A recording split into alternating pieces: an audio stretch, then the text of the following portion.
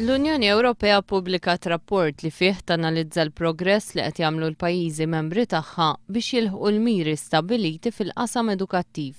Fil-każ ta' Malta minkejja li kien reġistrat progress fuq 10 snin ilu, pajjiżna għadu fil-qiegħ tal-klassifika Ewropea fuq sma mill-aktar importanti. Pajjiżna għandu l-ogħla rata ta' żgħażagħ li ma jkomplux jistudjaw wara 16-il sena.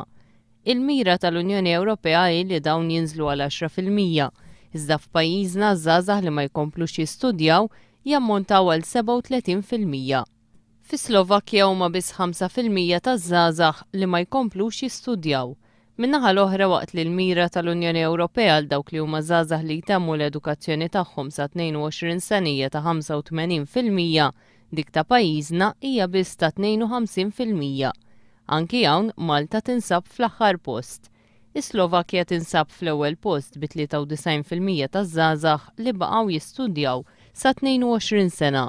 L-istess rapport juri li f'pajjiżna naqas il-persentaġġ ta' studenti li jgradwaw fil-matematika, fix-xjenza u fit-teknoloġija, waqt li wieħed biss minn dawk ta' aktar minn 30 sena għandhom edukazzjoni terzjarja. Mill-lat pożittiv pajjiżna rreġistra progress fl-att ta' tfal żgħar li jmorru l-preschool, fejn hawnhekk ir-rata hija aqwa minn dik medja fl-Unjoni Ewropea.